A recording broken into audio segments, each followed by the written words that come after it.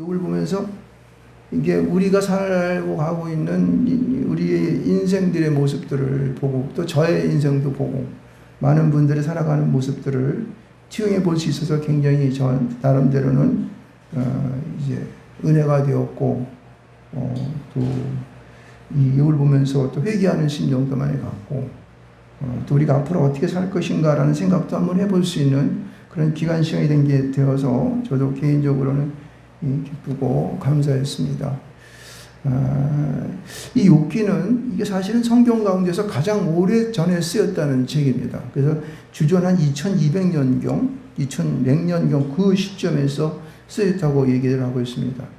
그 성경 가운데에 지혜 문학이 있습니다. 욥기, 잠언, 전도, 구약 성경 가운데 그렇고 하나가 더 있는데 그것은 신약 성경의 야고보서입니다.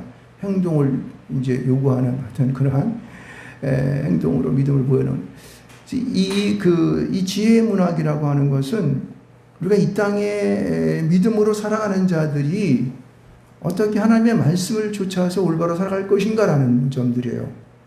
그것이 뭐 전도서 같은 경우는 31장을 얘기하면서 계속적으로 우리에게 이제 어떤 지혜로운 삶을 살 것인가를 말씀하고 있잖아요. 근데 욥기도 이 전체적인 흐름을 보면서 얼마나 우리가 하나님 앞에서 올바른 삶을 살고 있는지 또 그리고 나름대로 올바른 삶을 살고 있다고 하는 자들이 또 하나님 앞에서 어떤 그러한 올바름이 있는지를 또 한번 이렇게 견뎌볼 수가 있어요. 그래서 욥을 비난하는 그 4명의 친구들이 계속적으로 공격을 하고 있잖아요. 근데 그 가운데서도 꿋꿋이 버텨내는 욥을 보면서 감동을 받습니다. 그리고 그 가운데서 하나님을 부인하지 아니하고 끝까지 지켜나가는 욥의 그 아주 이 정말 엑사이트한 그러한 장면들을 보면서 저는 아주 굉장히 은혜를 받습니다. 이 욥이라는 분에 대한 얘기가 실제적으로 이게 역사적인 인물인 것을 성경은 증명하고 있습니다. 야고보서 5장 11절 말씀 가운데 보면은 인내하는 자라는 말로 표현해서 욥을 설명하고 있고 또 그가 이 땅에서 고난당하고 미움을 받는 자라고 하는 그런 의미의 라틴어 성경을 통해서 우리에게 말해주고 있습니다. 그러니까 욥은 실제적인 인물이에요. 그 가운데 그가 어떻게 하나님을 실제 인물로 이 땅에 섬기고 왔는지에 대한 얘기들을 우리에게 잘 이렇게 얘기해주고 있습니다. 1장 1절의 말씀을 보면 그렇게 말하죠. 우스 땅에 욥이라 불리는 사람이 있었는데 이렇게 말하잖아요. 그죠? 그러니까 사람이 존재했다는 얘기 여기서도요. 그죠? 그 사람은 온전하고 정직하여 하나님을 경외하며 악을 떠난 자더라 이렇게 설명하고 있습니다. 세상에 살고 있는 사람들 가운데에 가장 하나님께서 기뻐하시고 그리고 그 마음의 품을 사랑할 수 있는 그 마음의 품을 쓸 수 있는 그런 자의 말씀으로 설명하고 있어요. 온전하고 정직하여 그죠? 하나님을 경외하며 악에서 떠난 자더라. 너무나 이제 감격적인 그런 언어 표현으로 욥을 설명한 것을 볼 수 있습니다. 그래서 이 욥과 그 하나님과의 그러한 정말 사랑하고 믿음직한 그 욥에 대해서 세상은 그를 가만 놔두지 않습니다. 그렇죠? 세상은 그를 잡아 흔들려고 하는 거죠. 여러분, 이 생각하면 돼요. 우리가 세상에서 올바로 살라 그러면요, 옆에서 해코지 하는 사람이 있어요. 그럼 어쩔 수 없습니다. 왜냐하면 세상은 다 그런 거기 때문에, 그러한 그 악한 무리들이 이렇게 이제 점령하고 사는 거기 때문에 어려움을 당하는 거예요. 그러니까, 이 사단이 이제 하나님께서 이제 아마 어존 일을 했는지 하여튼간 모든 하나님의 그러한 이 극력 안에 있는 자들이 모여드는데, 거기 보면은 이렇게 이제 설명을 하면서 첫 번째 우리가 1장에서 보게 되면은, 첫 번째 모임에서 보게 되면은 1장 보면은, 여기 보면 1장 보면은 1장 6절 말씀 가면 이렇게 말합니다. 뭐 2장에도 이렇게 표현하고 있지만은, 하루는 하나님의 아들들이 와서 여호와 앞에 섰고 사탄도 그들 가운데에 온지라 이렇게 말하고 있어요. 그치? 그리고 여기도 보면 2장에서도 그렇게 얘기하고 있죠. 2장 1절에서도 하루는 하나님의 아들들이 와서 여호와 앞에 섰고 사탄도 그들 가운데 섰느니라. 그래서 저는 이 말씀을 읽으면서 어떻게 하나님의 아들들이 쓴 거는 이해가 되는데 하나님께서 사탄도 부리시네. 근데 이제 아마 그때는 이 세상을 점령하고 있었던 이 무리가 사단이었었기 때문에 그들도 하나님 앞에 불림을 당하지 않는가 그런 생각을 해보게 됩니다. 근데 이 하나님 앞에 선자라고 하는 것은 제일 먼저 하나님의 아들들을 말하고 있지 않습니까? 이 하나님의 아들이라고 하는 것은 여기 보니까 히브리 말로 베네카 엘로힘, 다시 말해서 하나님의 아들들 이렇게 표현하고 있는데 이것은 하늘에 있는 영을 의미하는 것입니다. 할렐루야. 여러분, 하늘의 영, 하나님과 하나님의 부르심과 하나님과 함께 하나님이 계시는 곳에서 함께 살아가는 자들이에요. 그러니까 하나님의 뜻 가운데 살아가는 자들을 하나님의 아들들 이렇게 표현하고 있는 거예요. 그래서 우리가 신약 성경을 보게 되면은 예수 그리스도도 인자라고 얘기하고 그리고 또 우리들에게 사람의 아들아 이렇게 얘기하고 있고 그리고 또 이제 하나님의 사람 이렇게도 말하고 있는 경우가 많습니다. 이것은 그러니까 하나님께서 그의 바운다리 가운데 하나님을 따르며 그의 말씀하심을 쫓아가는 모든 자들이 하나님의 아들들입니다. 아멘. 그래서 우리 대부분 사람들은 그렇게 생각을 합니다. 아니 목사님 아들들만 있으면은 자매들은 어디로 갔어요? 하나님은 그 표시 안 했을까요? 여러분 하나님 안에서는 전부 다 아들들이에요. 아멘. 여러분 이거는 천국에서는요 성적인 구별이 없습니다. 하나예요 하나. 전부 다 똑같은 거야. 여자 남자 구별 안 한다. 그래서 거기는 결혼하는 것도 없잖아요. 그렇죠? 그러니까 하나님의 아들들이에요.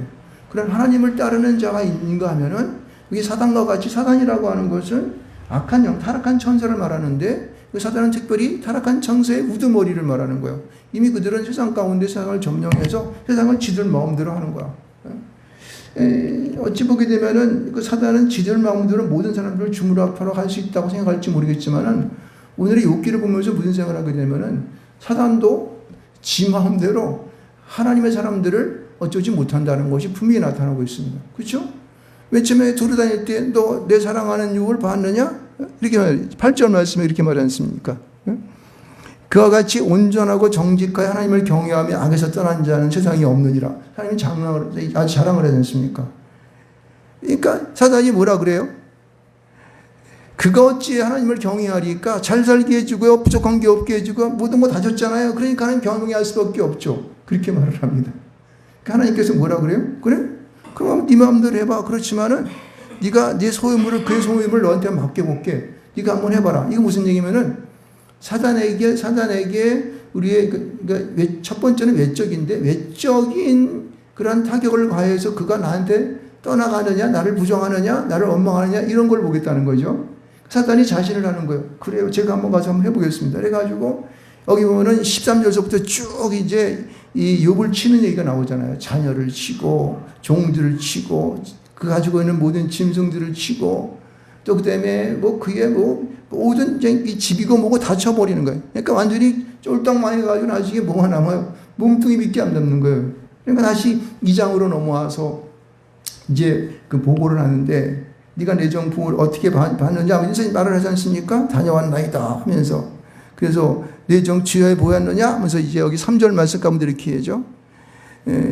그러면서 그에게 그러한 타격을 입혔지만은 그래도 그는 굳건하게 하나님을 섬기고 하나님 앞에 온전함을 지켰던 사실을 볼 수가 있습니다.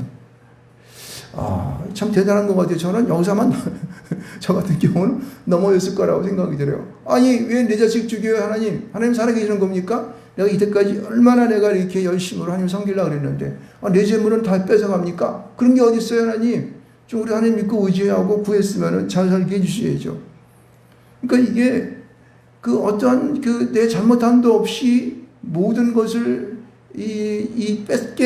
빼앗아 버렸다고 생각을 들게 하는 때에 우리들은 어때요? 우리 마음에 하나님 안 계시는가 보다. 어떻게 우리가 잘 섬겼는데 이런 일이 벌어지지? 이러한 생각들이 우리 안에 들지 않을 수가 없잖아요. 그렇죠? 저도 마찬가지였을 겁니다. 저도 마찬가지였어요. 이 말씀을 보면서 회개도 많이 했고 그러니까 이 세상이 잡고 있는 사단의 그러한 그 바운다리에서는 우리가 어쩔 수 없이 우리에게 주어지는 이 어려움과 고통이 있을 수밖에 없다. 근데 그것을 내가 어떻게 믿음으로 인내하며 버텨낼 수 있을까? 라고 하는 것이 주안점이었다는 거예요. 그런데 욥은요, 아주 정말 시식하고 아무런 이렇게 그 어려움 없이 잘 버텨내는 것을 볼 수 있습니다. 이제 그는 그의 몸뚱아리 하나만 남았습니다. 사단이 그럽니다. 아니, 여태까지요. 그냥 그 놈이 가지고 있는 건 소위만 쳤으니까 그랬죠. 그놈 자체를 한번 치게 한번 허락해 주십시오. 이렇게 말합니다. 그때 주님께서는, 하나님께서는 그 사단에게 뭐까지 허락합니까? 그래? 그럼 내가 그의 몸도 내가 허락하마. 다만 그의 생명은 건들지 마라. 이거 왜냐면 그거는 이제 생명까지 걷어가면 안 되니까 그의 모든 그러한 가지고 있는 모든 이 몸 자체 육신적인 모든 것들을 그들에게 맡깁니다. 그러니까 어떻게 돼요?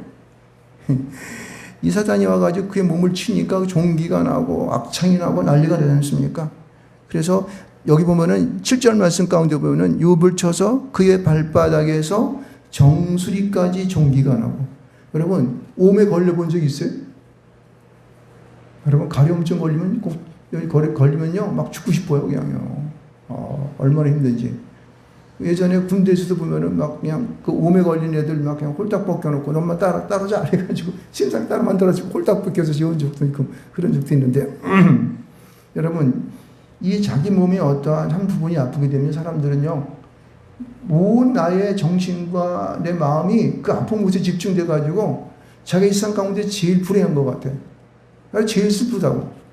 사람들은 그렇게 생각을 합니다. 그런데 이러한 그 어려움 속에서 여러분 8절을 한번 같이 한번 읽어볼까요? 8절 말씀을. 나 이 말씀을 읽으면서 어저께 그냥 막 이렇게 눈물이 나는지. 8절부터 같이 한번 읽어보겠습니다. 시작. 욥이 제 가운데 앉아서 질그릇 조각을 가져다가 몸을 긁고 있었더니라고 말하고 있습니다. 여러분 나는 여기서 어떤 부분에서 이제 좀 제가 마음이 갔냐면은 욥이 제 가운데 앉았다는 말을 읽었어요. 저는 이 성경이 이렇게 안 보이는지 몰라요. 뭐 질그릇을 조각을 가져다가 몸을 긁고 하는 것은 막 괴로우니까 막 긁고 있으니까 당연히 이렇게 했을 거라고 생각이 드는데 근데 욥이 왜 제 가운데 앉았을까? 그 착한 사람인데 잘못한 거 하나도 없잖아. 하나님 잘 섬기고 사랑하고 그랬었는데 왜 제 가운데 앉았을까? 여러분 욥은 지금요 자기가 우리 하나님 앞에서 착하게 살고 하나님 잘 섬기고 사랑했고 헌금도 많이 하고 훌륭한 일도 많이 하고 남 도와주고 그렇게 살았잖아요. 그런데도 욥 스스로 생각할 때에 그는 자기가 부족하다고 느낀 거예요. 이거 보면서 그래서 그는요 제 가운데 쟤는 누가 앉습니까? 죄인이 앉아서 회개하는 장소잖아요. 그렇죠? 쟤는 여러분 연탄재 같은 거 지푸라기 튀어놓고 거기 죄면 아주 굉장히 거기에는 독한 곳이잖아요. 죄에 앉았다고 하는 것은 죄를 뿌리고 앉았다든가 이렇다고 하는 것은 자기가 회개하는 근본적인 마음, 심령을 갖고 하나님 앞에 나간다는 뜻 아니겠습니까? 그렇죠? 욥의 위대함이 여기 있다. 나 같았으면은 그랬을까? 아니 하나님, 내 가족 다 뺏어가고 내 새끼들 다 뺏어가고 재산 다 훔쳐가고 그랬으면은 끝났죠. 왜 나까지 칩니까? 하나님 계시는 거 안 계시는 거예요? 어찌 그럴 수 있습니까? 아마 사태해졌을 겁니다. 근데 욥의 위대한 점은 이곳에 있어요. 그렇게 함에도 불구하고 다시 그의 몸을 쳤을 때에 그런 모든 것을 내려놓고 하나님 앞에 자기가 어떠한 상황에 있는지 하나님 내가 알지 못하는 죄가 있으면 용서하여 주시옵소서. 나를 온전케 해 주시옵소서. 나로 말미암아 이 땅에서 주님 앞에 살면서 주님 앞에 더러 하나라도 잘못된 것이 있다면 나를 불쌍히 주시옵소서. 욥은 어떠한 자였습니까? 자기들이 잔치를 배설했을 때에 자기 이 아들 딸들이 거기서 혹시나 죄를 범했을까봐 한 사람 한 사람당 이게 붙잡아다가 그 아이를 위해서 이 재물을 드렸던 사람이에요. 그러니까 얼마나 철저하게 신앙생활을 했고 하나님을 섬기고자 노력했던 사람인 걸 알 수 있습니다.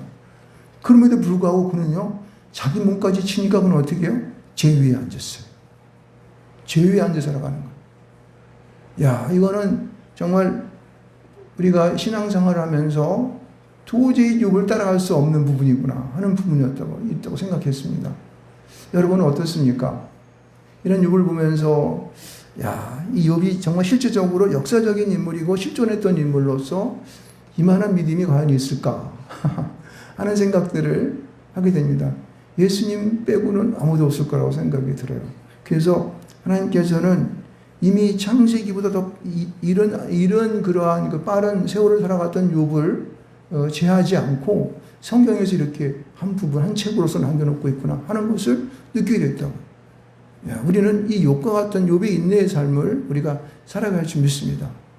그런 이후에도 지속적인 친구들의 공격에 의해서 어려움을 엄청 당하게 돼요. 그래서 보면 앞에서는 자기 몸만 당하기 힘들어 죽겠는데 이놈의 새 친구가 먼저 와서 나중에는 저기 엘류까지 와가지고 난리를 치는데 이들이 처음에는 좀 욥과 함께해서 그냥 뭐 같이 이렇게 그 아픔에 참여하는 것 같고 유문하고 위로하는 것 같이 보였더니 하나님께서 하늘문을 열고 말씀하지 않으니까 그 다음서부터는 욥을 어떻게 해? 도리어 공격하는 거예요. 이게 바로 세상에 살아가는 사람들의 모습이에요. 우리 주변에 내가 절친하고 친구고 또 그리고 나와 함께 신앙생활을 하고 목회하는 목사님들, 장로님들, 집사님들, 성도님들도 마찬가지예요. 왜? 그들도 인간의 탈을 쓰고 있기 때문에. 인간으로서 아직까지 하나님 나라에 가지 못하는 완전한 육신의 모습을 살아가기 때문에 배반할 수밖에 없다는 거야. 우리 형제도 배반할 수 있습니다. 어쩔 수가 없어요. 그들이 가장 귀하게 생각하는 가치관 가운데에는 무엇인지 배반할 수 있습니다. 그것이 세상을 살아가는 사람들의 기준이 되어버렸습니다. 있습니까? 여러분, 우리는 그러므로 우리가 살아가는 신앙생활 속에서 어떠하든지 욥과 같이 하나님을 부단히 잡고 기도하고 인내하고 그분께 나아가고자 하는 그러한 그 열정과 열심과 최선을 다하는 삶이 없으면요, 이 험악한 세상 살기 힘듭니다. 어렵고 힘든 거예요. 어렵고 힘든 거라고. 도중에 자포자기하고 신앙 잃어버리고 나중에는 죽을 때 내 신앙 다 어디 갔어 하고 회개하면서 어쩌면 내 믿음 없어서 지옥 갈지도 몰라. 이거 두렵지 않습니까? 그래서 욥을 읽으면서 저는 이 욥의 위대함을 보면서 이제 그러한 그 생각들을 참 해보게 된 것을 볼 수 있습니다. 자, 그렇게 하면서 저는요, 더 놀란 것은 뭐냐면은 9절 말씀 가운데 보면은 가장 사랑하고 가까이 몸을 부딪히며 살아왔던 그의 아내는 안 죽었나 봐. 자식들은 다 죽고 그래도. 아내가 그 욥을 향하여 하는 말을 보면서, 야, 어떻게 이런 말을 하냐? 같이 살부딪히고, 이거는 진짜 무촌이고, 아니, 정말 목숨과 같은 그런 사랑하는 아내인데, 아내가 욥을 향하여 이런 말을 하는 거예요. 당신이 그래도 자기의 온전함을 굳게 지키느냐? 야, 너, 이렇게 막말로 해석하면 이런 거예요. 여보, 당신 여태까지 잘난 척하고, 하나님 잘 섬기는 것 같이 하고, 뭐 예배도 잘 빠지지 않고, 11조도 드리고, 또 감사함도 왕창왕창하고, 봉사도 하고, 남을 도와주고, 그리고 또 교회도 열심히 있는 일 쓰고, 그런데 지금도 이제 계속 그렇게 할 거야? 너 친구 보니까 하나님 잘 계신 것 같이 보이냐? 이렇게 말하는 거예요. 그러면서 뭐라 그러냐면은, 하나님을 욕하고 죽으라고. 당신을 보니까 하나님 안 계신 것 같아. 하나님 부정하는 거예요. 하나님 안 계시다고 말하는 것뿐만 아니라 하나님을 완전히 어떻게 해요? 깔고 뭉겨버리는 거예요. 지금 이 아내는. 너도 나와 같이 이것에 동참하라고 얘기하는 거예요. 와, 나는 이게 하룻밤 사이에 이게 이렇게 변할 수가 있을까 하는 생각을 해보게 됩니다. 그 이것은 뭐니까? 아내를 멀리하고 경계하라 이런 말을 해석합니까? 아내는 여기서 뭐예요? 자기가 가장 사랑하는 것. 이 아내는 가장 가까이 있는 것, 가까이 있는 사람, 좋아하는 사람, 그것을 지칭하는 거예요. 그것이 당신을 배반할 수가 있어. 그것이 당신을 하나님으로부터 멀리 떨어질 수가 있어. 왜? 사단 마귀가 그렇게 한다는 거예요. 요즘 사단이 그렇게 만든 거 아니야. 이 아내의 마음을 누가 조장했을까? 하나님이 그렇게 했을까요? 아니요. 욥의 모든 것을 가져간 것이 하나님이 가져갔어요? 사단이 가져갔잖아요. 세상에서 권세 잡은 이 사단이 그 마귀 새끼들 부려가면서 다 어지를 보는 거 아니겠습니까? 그러니까 우리 간에 되어진 모든 것들이 그런 사단의 장난에 의해서 자기의 사랑하는 아내조차도 자기에게 등을 돌리고 하나님을 향하여 그것마저 구원받는 것마저 못하게 하려고 저주하라고 말하는 거죠. 나는 이제 믿음 없어. 나 이제 하나님 안 믿을 거야. 나는 이제 내 마음대로 살 거야. 내 주먹을 믿지 내가 무엇을 믿겠어? 이렇게 말하는 거라고 신기해. 그렇게 너 해봐. 나같이 살면 그렇게 해. 이렇게 지금 강요하고 있는 거예요. 이 명령하고 있잖아요. 죽으라. 죽는 게 편하지. 너 그렇게 고통하면서 맨날 그냥 아프다 그러고 약 사오라 그러고 병원에 입원해가지고 팔도 못 쓰고 다리도 못 쓰고 누가 부축해주면 화장실도 못 가는 그런 처지인데 너 죽어버리지 못 살아. 이렇게 하는 거예요. 그러니까 이 가장 사랑하는 자기 옆에서 아주 살아남은 그 아내가 이런 말을 하니까 나 같았으면 좌절이 생겨서 그래 네 말대로 내가 죽어야겠지. 어디 가서 고개 퍽 받고 죽었을 거야. 무슨 힘 있겠어요? 아무 힘도 없지 이제는. 가장 가까이 있는 아내마저도 나한테 이렇게 얘기를 하는데 그러니까 10절에 그는 이렇게 얘기합니다. 이게 바로 우리 믿음의 사람들이 세상을 향하여 우리가 선포할 말입니다. 보세요. 그가 이르되 그대의 말이 한 어리석은 여자의 말 같도다. 전 이것을 보면서 이야 욥이 참 정말로 대단한 사람이다. 정말 대단한 사람이다. 이것이 뭐냐면은 사랑하는 아내였지만은 그가 하는 말이 하찮은 한 여자의 말처럼 들려버린 거야. 이거는 성령 받고 믿음으로 살아가는 사람들이 세상에서 자기의 도전해오는 모든 것들을 별스럽지 않게 생각한다는 거예요. 용기를 가질 줄 믿습니다. 우리는 여호수아에게 하나님께서 이 가나안 땅에 들어갔을 때 말씀하신 것처럼 너희는 강하고 담대하라는 거예요. 그 가나안은 지금 보기 때문에 어쩌면 세상과 또 마찬가지일 거예요. 우리가 할 천국도 되지만은 이제 여호수아가 아직 하나님의 능력으로 점령되지 못한 그 가나안은 세상이란 말이에요. 싸워서 이겨할 대상이기 때문에 우리에게 말씀하는 것은 너는 강하고 담대하라는 거예요. 세상에 도전하는 모든 것들을 넌 기담에 들 필요 없어. 야 그게 하나님 말이냐? 하나님 마귀가 주는 말인데 거기에 네가 왜 마음이 부안해동하고 왔다리 갔다리 하고 둘묻자고 난리치냐? 저한테 지금 저한테 하나님. 너 그럴 필요 없어 이 바보야. 힘내. 강하고 담대해봐. 이렇게 말씀하시는 거죠. 그 다음에 보세요. 우리가 하나님께 복을 받았은 즉 또 뭘 받는다 그래요? 하도 받지 아니하겠느냐. 여러분 우리가 육신적인 이 생명을 갖고 있는 한 우리가 물론 믿음으로 하나님의 그러한 능력을 받고 성령 충만함으로 영적인 삶을 살아가려고 노력을 하지만은 그러나 세상은 우리에게 그런 하나님께 허락하시는 그 복만 받지 않게 한다는 거예요. 뭐요?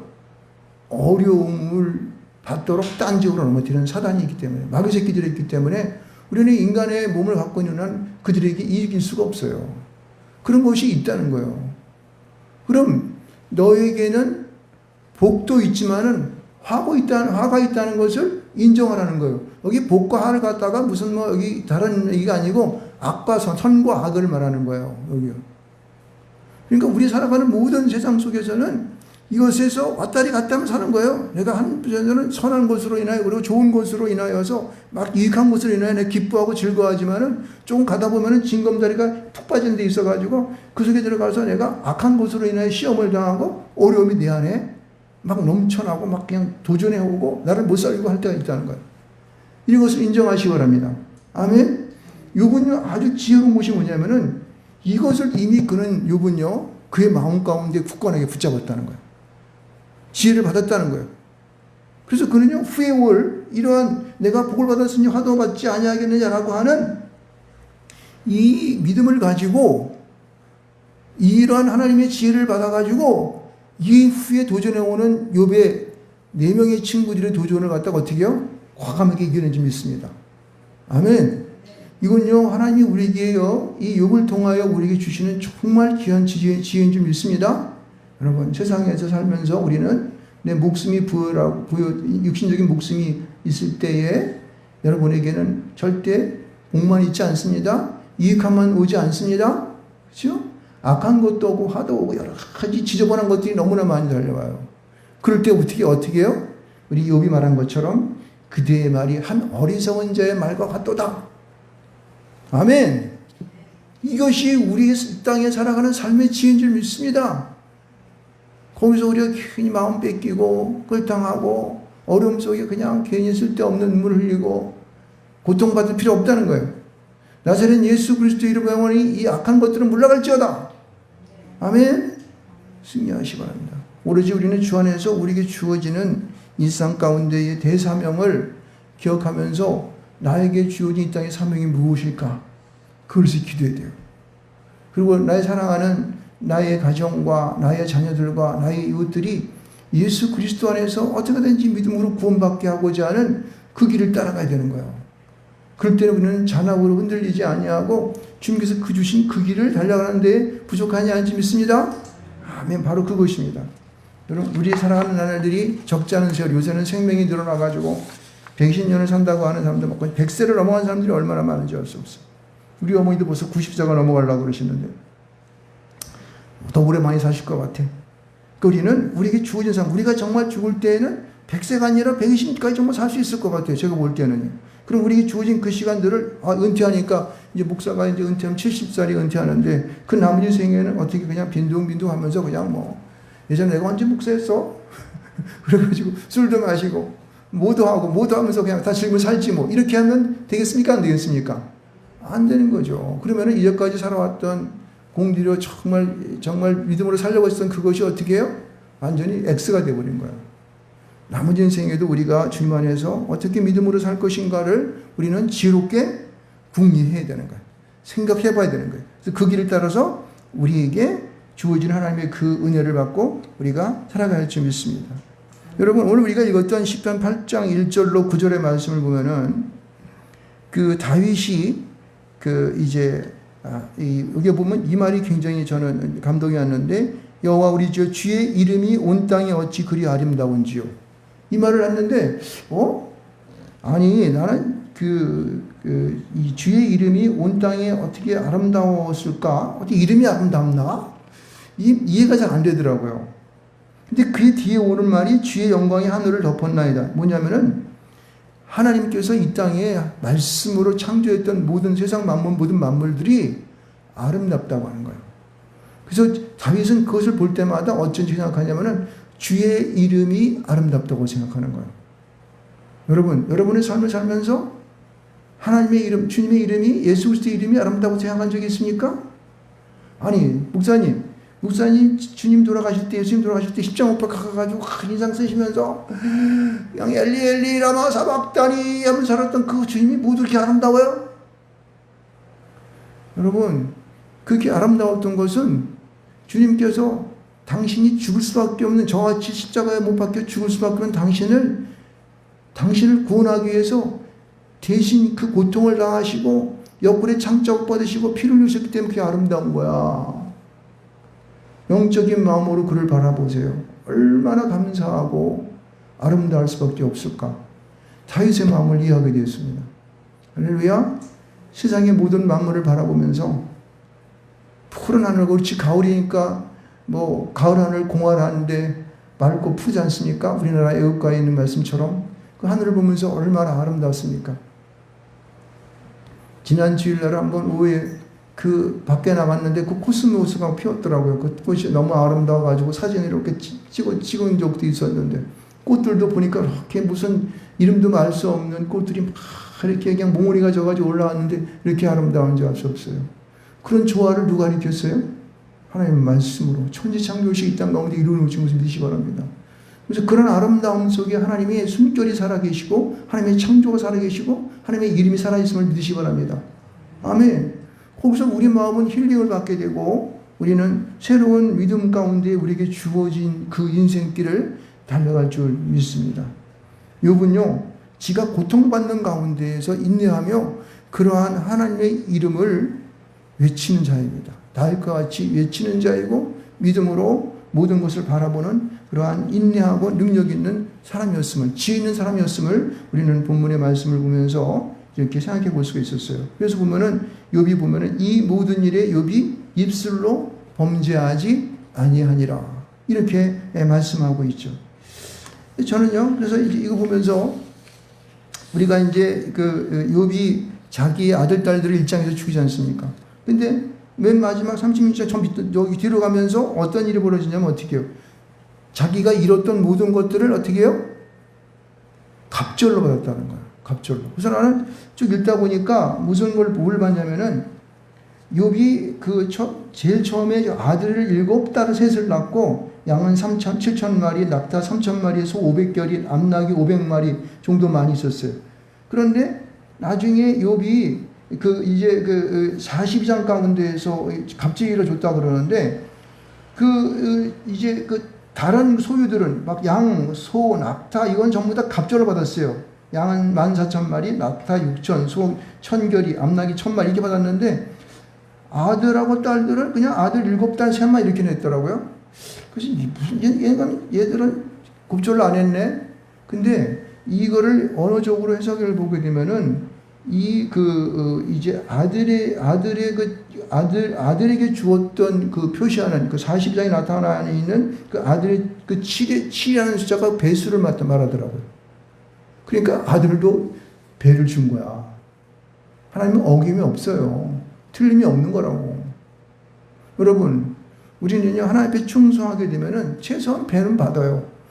신약 성경에도 100배, 60배, 30배라고 말했지 않습니까? 끝까지 배 주는 게 뭐가 힘들어요? 오병이의 기적 가운데서 그렇게 많은 사람을 먹이고도 육강주를 거두는 그 역사를 행하지 않습니까? 그 오늘날의 삶을 살아가는 우리에게 그런 축복을 왜 거둬가시겠습니까? 안 거둬갔어요. 우리가 그와 같은 믿음의 인내를 하면서 하나님의 사명을 감당하지 못함으로 그것을 우리가 열매를 따먹지 못할 뿐인 거예요. 여기에 우리는요, 제위에 앉아서 하나님 앞에 회개할 수 있는 우리가 근거를 찾는 것입니다.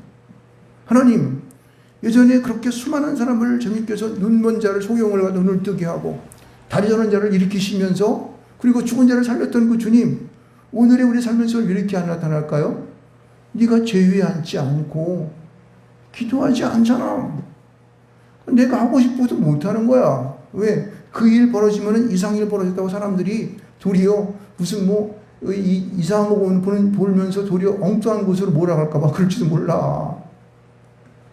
여러분, 우리에게 주어진 삶들을 보다 더 우리 각성하고 또 인내하고 그리고 모든 여건 속에서 되어지는 것들을 우리가 원망하거나 또 그것으로 하나님께 대하여 막 그렇게 하나님 앞에서 그냥 입술로 범죄하지 말고 우리가 마음을 모두 하나님께 겸손하면서 제위에 앉는 그런 삶을 사시길 바랍니다.